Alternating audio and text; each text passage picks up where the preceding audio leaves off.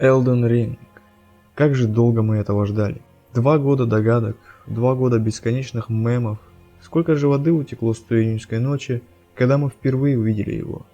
И вот, спустя 731 день ожиданий, мы наконец-то получили ответ на вопрос, существует ли Elden Ring, и, о да, он существует.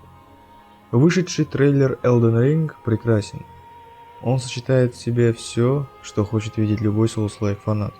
Нам показали аналог Хранительницы Огня, кусочек мира, некоторых врагов, немного мимиков, часть боевки, фантомов, боссов и, конечно же, костер.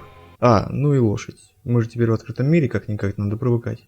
Итак, давайте начнем с важнейшего вопроса. Что из себя представляет Elden Ring?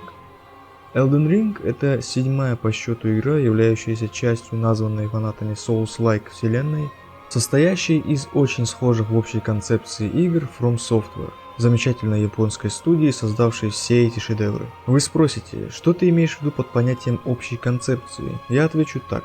Общая концепция всех этих игр заключается в наличии той или иной степени RPG составляющей, схожей механики боевки, способах коммуникации между игроками, в уникальной манере повествования, в большом количестве боссов, а также в отсутствии выбора уровня сложности. Вы по умолчанию начинаете игру на сложном уровне. Самый свежий релиз Фромов, Sekiro, вроде бы изначально планировался как уникальный для студии проект, который предоставлял бы новый опыт для игроков, но в конечном итоге не сильно разнился от своих собратьев.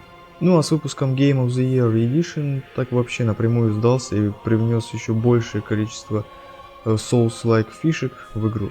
В общем, как бы ни старался Миядзаки, все равно получается Souls-like. И знаете что? Всем это нравится. Зачем изобретать велосипед, когда у тебя в ногах мопед? Лучшим решением в этой ситуации будет создать проект, который включал бы в себя все хорошее из прошлых игр и дополнял все это чем-то новым. Видимо, именно так подумали разработчики, когда начинали создавать Elden Ring и пригласили Джорджа Мартина на роль сценариста, прописывающего лор. Только лор, никаких диалогов. Они явно не хотели борщить с чем-то новым. Ну что ж, давайте уберем в сторону иронию и разберем, почему Elden Ring это реально претендент на получение звания Игры Года. Давайте перенесемся в 2019 год и вспомним, насколько был хорош Sekiro, выигравший это звание. Среди главных плюсов игры можно было отметить крутую боевку, красивый визуальный дизайн локаций, в основном обусловленный выразительным и красочным сеттингом, грамотно построенный левел-дизайн, позволяющий на полную использовать потенциал крюка-кошки, и интересные враги.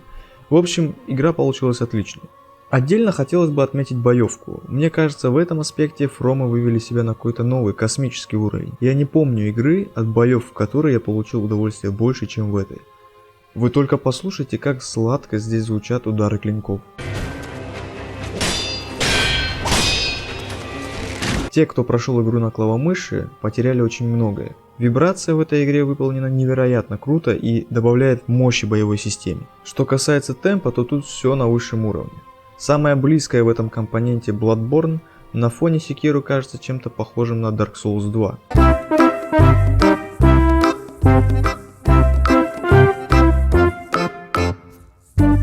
Ладно, на DS2 вряд ли что-то может быть похоже. Ну, в общем, вы поняли. Темп здесь очень высокий. Но даже при наличии такого темпа в игре присутствует стелс, который в большинстве случаев невероятно сильно помогает. Этот стелс работает, он облегчает предстоящую битву, он награждает игрока. С помощью него вы избавляетесь от лишней нервотрепки в битве с каким-нибудь сильным NPC, убив его доставущих болванчиков еще за несколько минут до начала схватки.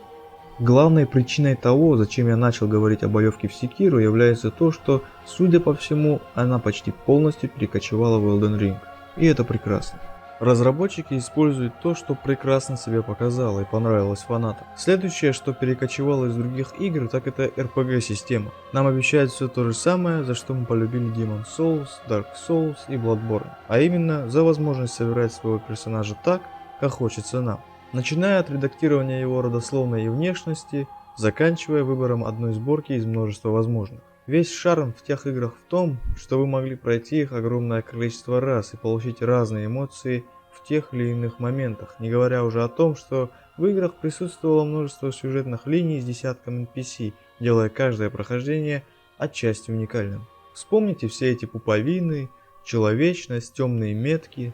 Помните, как все это было круто? А теперь представьте все то же самое, но в игре, которой мы не будем ограничены рамками сюжетных рельс и сможем повстречать сотни таких NPC и увидеть сотни разных сюжетных линий. Отсюда мы плавно переходим к следующему аспекту Elden Ring – это сетевая игра. Все мы знаем, насколько уникально From Software удалось реализовать мультиплеер в своих играх. Нет ни одной игры, использовавшей такой подход ранее. Призыв других игроков в свой мир для облегчения прохождения определенных этапов игры, вторжение в другие миры и битвы с хостами, общение через послания, оставленные другими игроками – все это и есть механика, которая полюбилась фанатам Souls-like. Даже в одиночную Sekiro через некоторое время добавили некоторую часть этих мультиплеерных механик, так как фанаты очень этого просили. Не использовать настолько удачные наработки – глупость, поэтому все это перекочует в Elden Ring, хоть и с некоторыми изменениями. Недавно появилась новость, что мультиплеер будет ограничен до 4 игроков, что было принято фанатами, как вы понимаете, очень прохладно. Не совсем понятно, чем руководствуются разработчики, добавляя такие ограничения. Но будем надеяться, что к релизу количество игроков вернут к стандартным 8. Также теперь нельзя будет вторгаться в мир хоста, если он не призвал ни одного реального игрока к себе на помощь. Кажется, что красным фантомам стараются усложнить жизнь из-за жалоб новичков, пытавшихся пройти игру и получавших вместо этого небольшой фистинг от high-level вторженцев. Подробнее об этом я расскажу в другом видео, которое будет посвящено уникальным особенностям Elden Ring, где-то ближе к релизу игры, когда у нас на руках будет достаточно информации. Итак, что же мы можем сказать по итогу? Elden Ring станет совокупностью всех идей, что до сих пор вбирали в себя все остальные Souls-like игры. Мы проводили сотни часов в старых Souls-лайках, а сколько проведем в этой? Тысячи, десятки тысяч. Если бы мне лет 5 назад сказали, что в 2021 году выйдет Souls-like в открытом мире, я бы ответил что-то типа: «Эй, чувак, иди под губозакатывалку ложись, такого никогда не будет». Но теперь, походу, все возможно. Что ж, будем надеяться, что игра оправдает все ожидания и не разочарует фанатов, очень ждущих очередное творение From Software. Ну а с вами был ваш Spartan Rus. Если вам понравилось, ставьте лайки, подписывайтесь на канал. Поддержите, так сказать, начинающего YouTube контент-мейкера, который хочет делать контент высокого качества.